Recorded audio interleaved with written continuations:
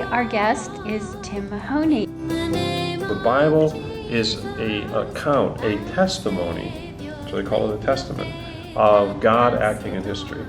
Share the gospel clear and strong. Stand for, claim your heritage of truth. Welcome to Heritage of Truth. Today, our guest is Tim Mahoney. We welcome you back. Well, thanks for having me. It's good to be back. Yeah, it's so good to have you back. Well, since the last time we had you, you've been working on some new things. Mm-hmm. Why don't you tell us about that? Well, we're really excited. We've had a really tremendous year. Patterns of Evidence has actually gone worldwide. And That's great. some of the accomplishments, for example, in Germany, we have a full language version of Patterns of Evidence now. Wow. I mean, with actors that played all the roles. The film is in Poland, it's in Denmark, and so it's just expanding Spain. And we're just so happy to see how. And guess what? It's not; those are in secular mainstream stations. Wow. So the approach that Patterns of Evidence has had has been in it's been accepted in mainstream broadcast in Europe. So that's one of the things we're very excited about. But I think what you're alluding to, we also made a box set. There was so much material in the original film that we just couldn't get it all in. And so I said, we should do something, and we made a extended version box set, which really opens up. We have more evidence that we couldn't put into the film.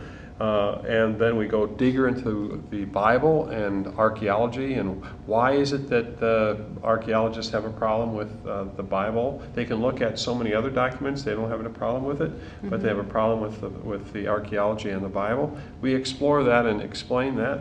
And then we have the impact and commentary. Why is it so important that the Bible is a historical document? What is the basis for that? And I want to tell you that as I have explored that question, what we start to understand is that the other ideas of world religions and that, those aren't based on historical truth. Those are based on one person's revelation or something. But what we see is the God of the Bible has revealed himself throughout history. And he inspired these different people, such as Moses, to write. And Jesus quotes Moses, and so do the apostles. And so we see that there's this ongoing interconnectivity, and prophecy is given. And that's just, then events happen, and we see this over this vast period of time. And so the Bible is an account, a testimony, so they call it a testament, of God acting in history. And that's the reason why I think it is so important.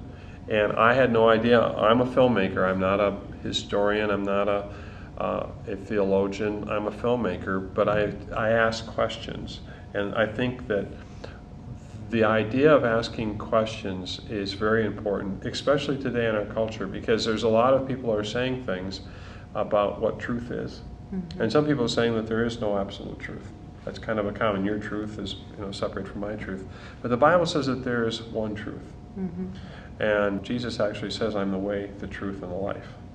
And so, well, what does that mean? And is there an absolute truth? And I think that one of the things that, there's another product that we have that we're very happy about is this book, Patterns of Evidence. This is almost 400 pages, and it's filled with the behind-the-scenes story. It's got lots of graphs and pictures, and it's the script was about 55 pages for this film. And what Patterns of Evidence is about is looking for evidence of the Exodus.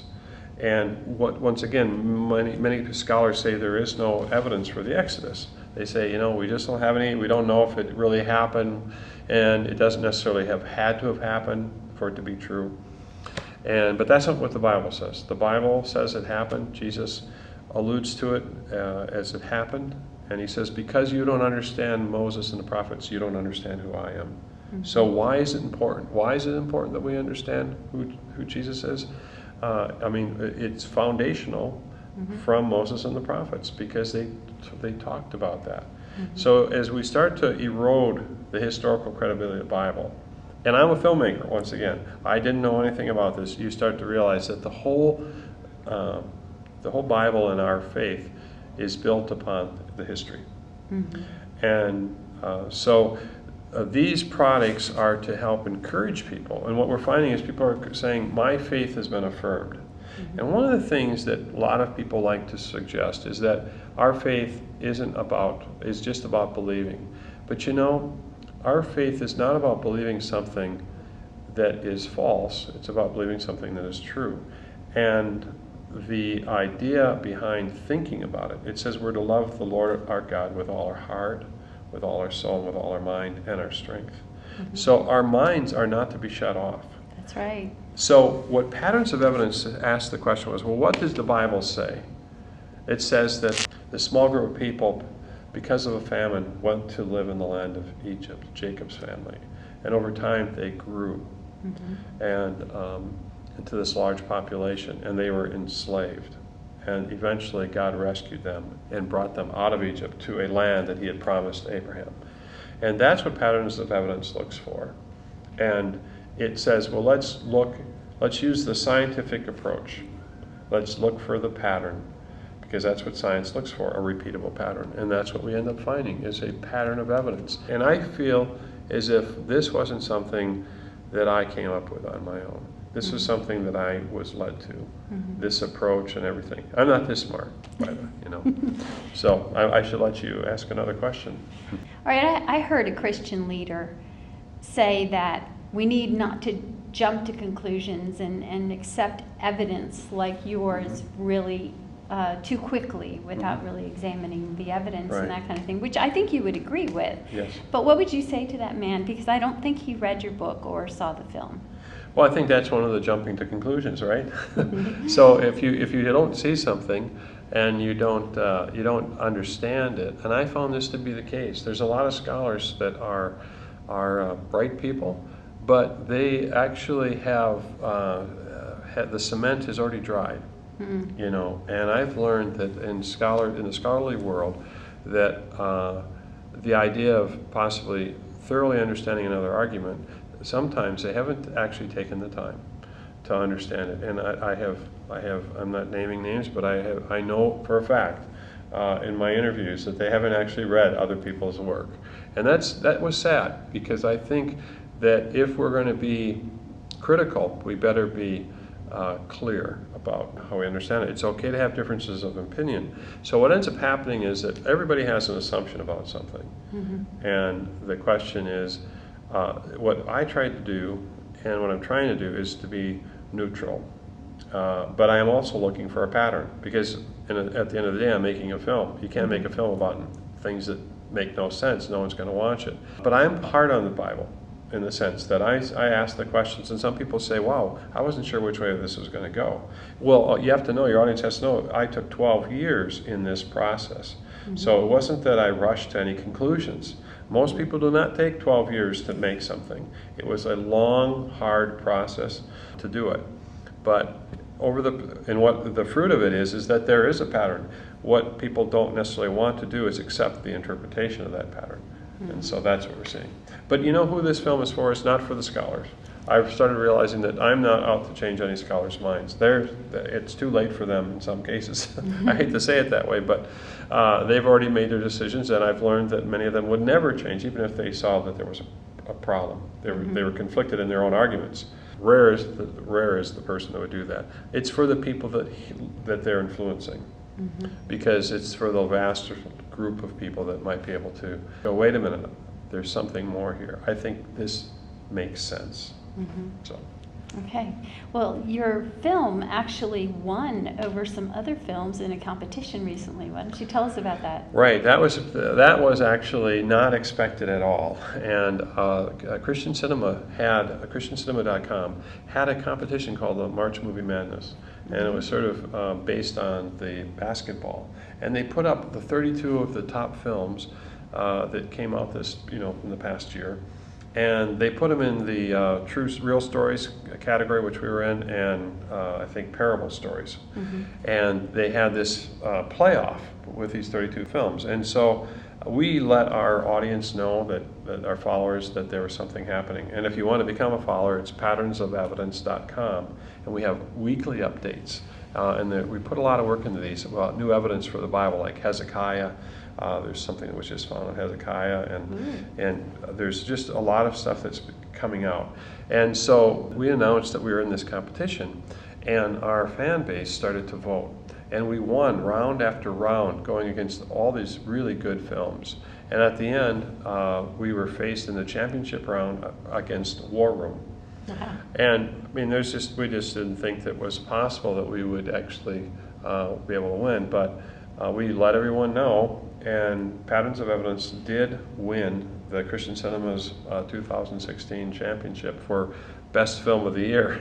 Now, obviously, not everybody in the world voted, but those that did, our fan base just really believes. Why do they believe, and why are they so adamant about it? Because this approach really affirms the Bible. And you know what? It's hard to think of other types of media that does, and you can share it. You can share this with anybody because of its approach. It's highly produced, and it's got a lot of excellent filmmaking, and the book is gorgeous. Yeah, so that is beautiful. It allows them to basically go along, and we've gotten really positive comments from people that could be critical, but we've basically not given them opportunity because we've allowed for those different voices to be in. Now, is most of your evidence from archaeology, or are there other areas? I think that right now most of the evidence is archaeological, and it's how you interpret that. What is that assumption, and how you interpret it? And what we're saying is that the strength of it is that there's 6 major events we look for in this, and all 6 of those pieces of evidence line up. And in those 6 pieces of evidence, or those categories of evidence, like the arrival of the Israelites, their multiplication, the enslavement of them, there are multiple pieces of evidence that support that. So what you end up having is these, we'll say 6 that show up. They're in the right sequence. They're not at the time when people think they would be. But when you say, here's the Bible and here's these 6, they basically start to, we say, well, why is there a gap? And then we basically explain that we think, I actually think and I know there's more evidence that we haven't shown you, that there's a problem with the way Egypt has been dating their history. There's one thing that I'll share with you, is that there's a psalm, I think it's Psalm 104, that shows up 200 years earlier than David. That was one of the things that said to me we should have to pursue this. So what our people are saying is that the Psalms were taken from different places. But if this shift, if Egypt's timeline is wrong, then this Psalm is absolutely in line with David. And so there's ramifications that throw everything out of alignment. And as Dr. Norman Geisler said, dating, that's a fudgy area. They don't really know for sure about this. This is and so why would we take this assumption and elevate it over the Bible? That is the question I had asked myself as a filmmaker who is also a person of faith. That why would I esteem that above this other book? Because that could be wrong tomorrow. I mean, I think it is wrong. It's been shown to be off, and as the film demonstrates. And it seems to me that Egypt would not be proud of that part of their history. I can imagine that they wanted to forget it. One of the funny statements that I received from Egyptologist Mansour Barak in Egypt, he says, who is the hero of the Exodus? It was Pharaoh is the hero of the Exodus. And what we see is that there's another fellow, Dr. Ken Kitchen, who I interviewed in England, and he told me that Egypt would never, ever, ever record a defeat. They don't do that. They don't do it even to this day. They don't record.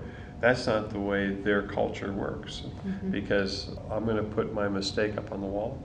But that's what's so different about the Bible. As you're listening to this, the worst, most horrible incidences of failure are recorded. And alongside that is the story of God's redemption. Now, this book could have been whitewashed, but I mean, horrible things are told. And yet it's transparent in that regard. And you wouldn't normally do that. So that tells you that this is not just of men, because man's approach would be to take and edit all that out and only put the good parts in. Yeah. And so Egypt, to answer your question, would never record a defeat.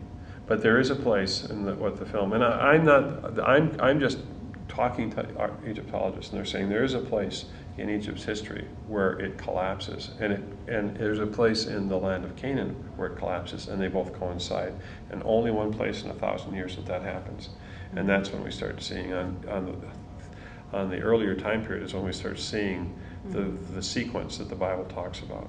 So it's not that the Bible is inaccurate when it says that they built the store cities of Ramesses and Pithams. It's the location, but underneath those locations is an older city. And so it's not the time, but it's the location. So that's what the film uncovers. Okay. Well, why don't you tell us about the new project you're Yes, doing? to try to keep on we're very excited about this, Patterns of Evidence Young Explorers. Last year I had an Egyptologist in town, and I took him to where I live, and I took him to a school, and I could see that kids were really fascinated by Egypt, and they all had their hands, they had questions, and I guess that there's a segment there's a part of school that studies ancient Egypt. And they had tons of questions. And I thought, you know what, we need to do something about this. And so we ended up getting some kids together, and we filmed him talking to them in an old mansion. And then I showed them walking into the room, and then it was a test. It was like a screen test. And it went well, and I thought, well, let's just keep trying to do this. And eventually I said, I'm going to go for it. I think I'm going to go, and I cut it together. We looked at it, and I said, I think we should try to incorporate. So we incorporated the ideas of Patterns of Evidence into the story of 10 young kids. They're ages 8 to 15. And it starts on a camping trip, and that leads them to going along on this adventure to investigate the Bible. And I created this digital room. In fact, you can show a trailer. Let's show the trailer, okay? Okay. Take a look at this. The story I'm about to tell you is a very exciting one. Your father and I believe because it's true.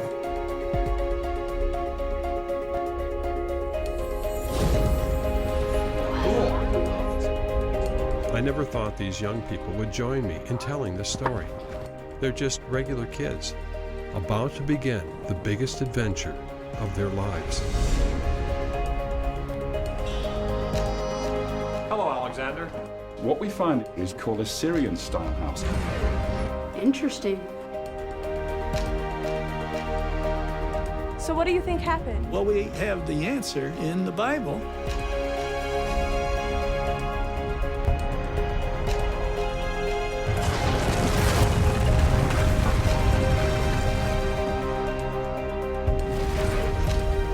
Why is it that none of this evidence is in my history book?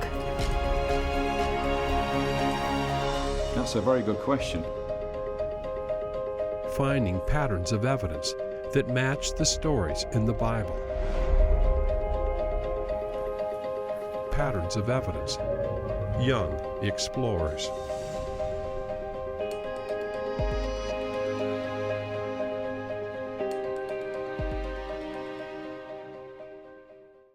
So I think it's really fascinating how we're able to take and use this chamber, which, virtual reality is a big thing they're talking about now, and to be able to bring in and go to the wall of time or go to interviews with other people. So it's a very contemporary approach. And each week the students get an assignment. And what I love about it, when you looked at the trailer, you saw that they were reading their Bibles. And this Patterns of Evidence Young Explorers, this first one is called The Adventure of Abraham's Promise. So we start to see that God gave a promise to Abraham. And he said, you know, I'm going to make you into a great nation, but first your family's going to be, living in a foreign land, and they're going to become enslaved, but in the future they'll return, I'll punish the nation that enslaved them, and they'll return here into the promised land. And we look for that promise in the archaeology. And so each week the kids get these assignments, and they get to go and look for it. Then we're going to look at Joseph, the search for the amazing rise of Joseph. Episode 3 is the case of the Israelite slaves and the forgetful Pharaoh. Episode 4 is the hunt for 10 plagues and the exodus from Egypt. And then episode 5 is the mystery of Joshua and the falling walls of Jericho. So that's the first 5 episodes of this series. And So it's actually a film, but is it curriculum too? well, it will be. Okay. Yes, it's going to be 5 different episodes. I think Okay. the first one's going to be around an hour, and then they'll be shorter after that. Okay. And then there'll be a curriculum component, and hopefully homeschool as well. Yeah. And we're going to continue to make this materials available for that. Mhm. Because what it does is it helps to really give some tools necessary and understanding necessary, so when kids go off to college or go into the broader the place in their world, in the world here, they're going to be able to know, you know what, I know that there is evidence for my faith. I have a historical faith. Yeah. I know that's good. where it's coming from. So do you have another film you're working on Yes. for adults? Yes, we're working on 7 more episodes of Patterns of Evidence, and it's going to be coming out in the next several years. We have about half of it filmed, and if anyone's interested, we're trying to raise money for it, so they can go to patternsofevidence.com. Okay. We have a way to give as well as a way to invest in.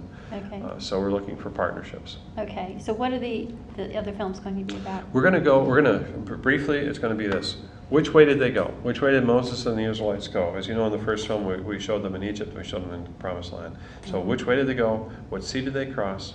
What mountain did they go to? And what did God do at that mountain that changed the rest of history? And that's basically what we're going to be covering. So, Okay. well, thanks for having me. Well, thank you so much for being our guest again. Share